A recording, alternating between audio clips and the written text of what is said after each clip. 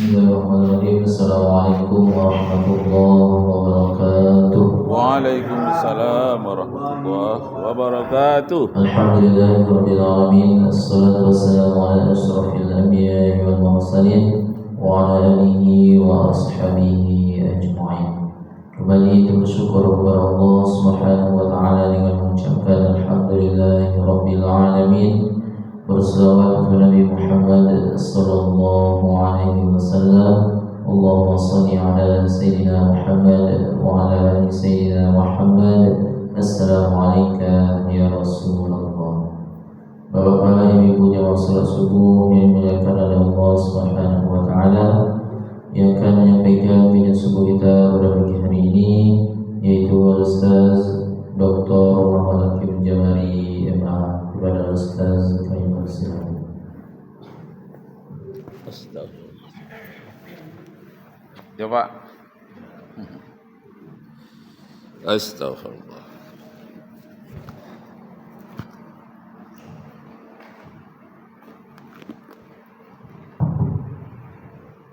Assalamualaikum warahmatullahi wabarakatuh.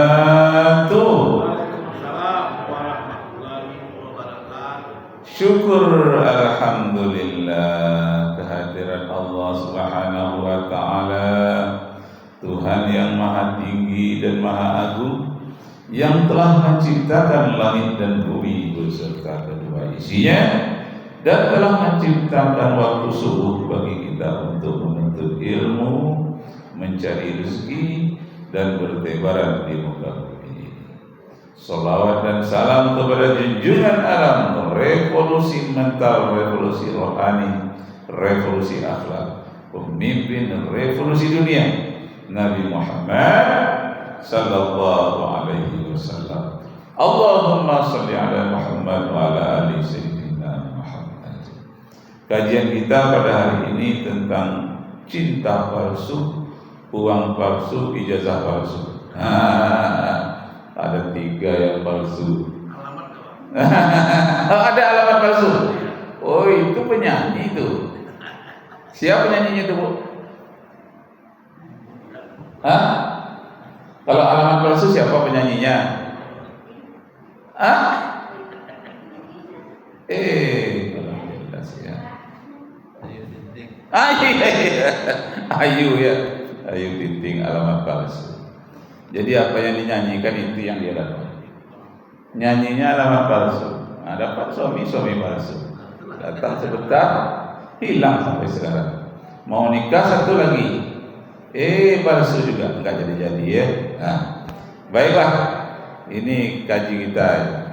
Cinta palsu, uang palsu, ijazah palsu. Ijazah palsu melanda Jokowi dengan keluarganya. Termasuk anaknya. Wakil sekarangnya dipersoalkan orang, jangan-jangan ada yang palsu. Uang palsu. Ini saya jadi malu ini.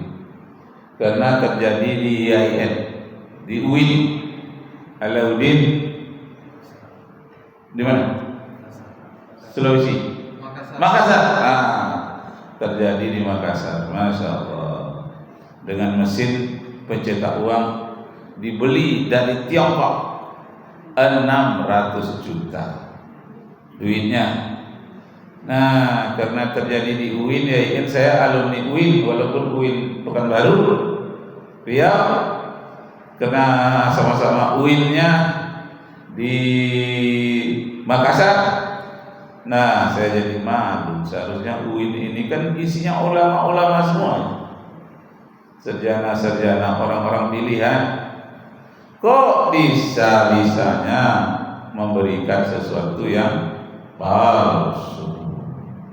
Tapi untunglah masih ada juga untung rektornya tidak terlibat, karena diadakan di belakang perpustakaan. Mahasiswa saja yang selalu mengunjungi perpustakaan tidak tahu bahwa ada mesin pencetak uang di belakang. Menurut saya yang salah itu orang Tiongkok, Cina Tiongkok. Kenapa? Dia pandai memasarkan mesin pencetak uang harga 600 juta. Jadi yang orang kita ini, orang Indonesia terayu gara-gara mesin palsu, uang palsu dibuat dari Tiongkok.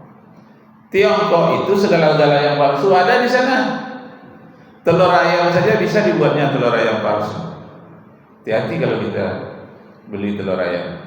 Ada pabrik telur ayam palsu. Masya Allah. Kurang palsu ada ya? Hah? Kurang palsu ada ya? Ada juga manusia palsu. Iya.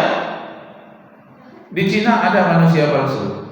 Tapi bukan yang laki-laki, perempuan saja. Perempuan aja. Perempuan aja.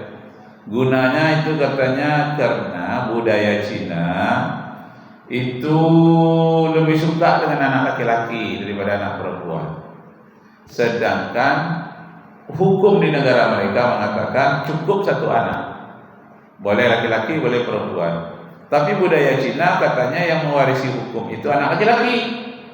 Maka pada umumnya yang lahir itu anak laki-laki saja. Kalau yang nampaknya mau lahir perempuan itu digugurkan. Besok lagi mau lahir lagi laki-laki diselamatkan. Sudah tulis sama laki-laki tidak diselamatkan. Karena hanya boleh satu manusia palsu itu dari Tiongkok. Yang Indonesia terlibat. Mana pandai orang Indonesia membuat mesin 600 juta untuk uang palsu, membuat uang palsu. Tidak bisa. Yang bisa itu Tiongkok. Masya Allah. Jadi kita ini diberi umpan. Mau enggak kaya mendadak? Ini mesinnya kamu beli. Dikasih umpan ibarat ayam dikasih beras.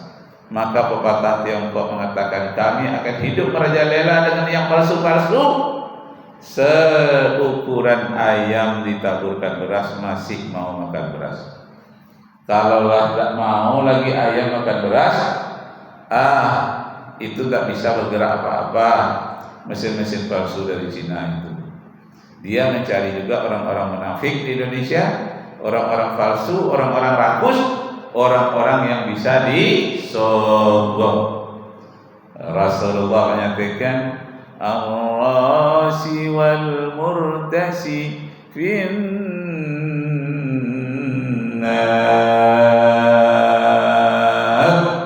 Orang penyogok, penerima sogok, perantara sogok itu masuk neraka. Masuk nerakanya bukan aja di akhirat, di dunia saja sudah masuk neraka, namanya penjara. Di dunia saja sudah masuk penjara, apalagi besok di akhirat. Itu hebatnya Al-Quran. Kalau berbicara dia tentang akhirat, sebetulnya dunia ini sudah mulai. Begitu juga surga dijanjikan bagi orang-orang yang soleh besok di akhirat. Tapi orang yang beriman itu di dunia saja dia sudah mendapatkan surga itu, walaupun masih merupakan pasport, merupakan bayang-bayang surga. Dapat aman, tenang, damai, hatinya tentram dengan zikir kepada Allah. Bukan saja mendapatkan surga di sudah akhirat, di dunia sudah dapat. Ala bizikrillahi tatma'innu qulubuhum. Ingatlah orang-orang yang selalu berzikir, ingat kepada Allah, tenang jiwanya, tentram jiwanya. Yang tentram itulah yang surga dunia. Dalam hadis lain dikatakan, laisal ghina an kathratil aradi walakinnal ghina ghinan nafsi. Yang asli sebetulnya yang tidak palsu, karena ada kekayaan itu yang palsu. Kekayaan yang asli yang sebenar-benarnya, kata Rasulullah, orang yang selalu tenang jiwanya, tenteram hatinya. Itulah kekayaan yang paling tinggi. Apalagi tenteramnya jiwanya itu karena berzikir kepada Allah Subhanahu wa ta'ala. Nah, jadi Bapak Ibu kaum muslimin yang berbahagia, itu pentingnya kita memperhatikan hal-hal yang terjadi dalam kehidupan kita. Banyak kita berhadapan dengan yang palsu-palsu. Saya mendirikan perguruan tinggi di Pekanbaru ini, namanya Persada Buddha di Jalan Ponegoro, bersama dengan dosen saya orang Batu Sangka, namanya Pak Zainal Zain almarhum Jalan Ponegoro. Dia membimbing saya untuk S1. Jadi datanglah dia ke kantor IKMI mencari dosen yang ahli dalam perbandingan agama. Alasannya mencari perbandingan agama, anak-anak jurusan akuntansi, jurusan ekonomi itu 70% orang Cina dan orang non-Muslim. Jadi tak bisa diberikan mata pelajaran agama Islam, tapi diberikan mata pelajaran perbandingan agama. Datanglah Pak Zainal Zain itu almarhum 20 tahun yang lalu datang ke kantor IKMI.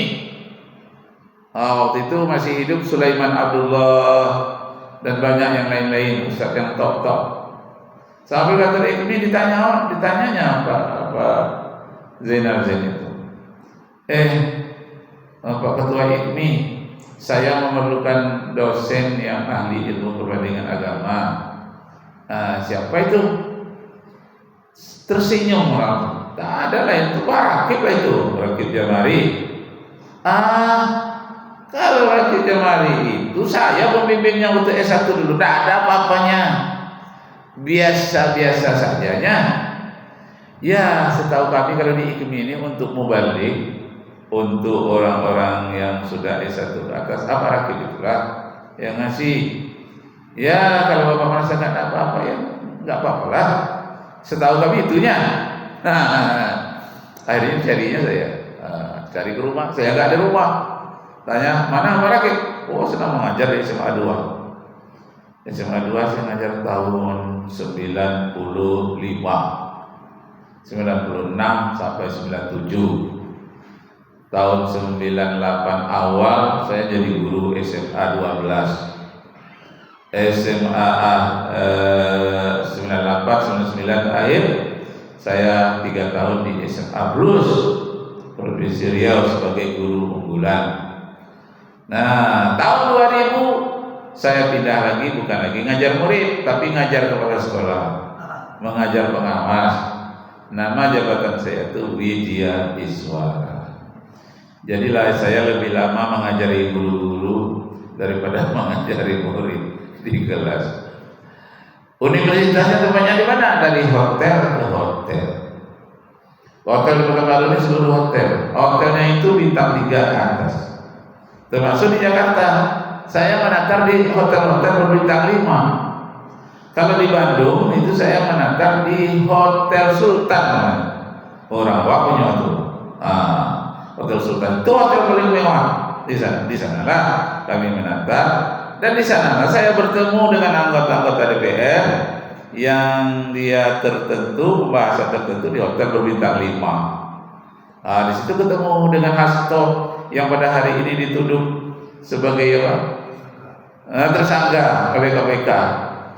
Ketemulah dengan Kristiadi. Banyak lagi ketemu dengan anggota DPR. Di sini rupanya. Jadi anggota DPR itu sekali-sekali dia rileks tidak di kantornya rapat-rapat khusus itu, dia milih satu hotel di Bandung karena agak dingin, ya kan, Jakarta kan agak panas. Pilihlah di Bandung. Kadang-kadang di dekat Tangkuban Perahu itu hotel-hotel banyak di sana. Atau lebih dingin lagi itu Bandung. Jadi kalau Bandung itu saya sudah keliling Cimahi, Parung, banyak daerah, sampai saya bisa bahasa Sunda sampai hari ini. Jadi waktu saya duduk-duduk di Bandung,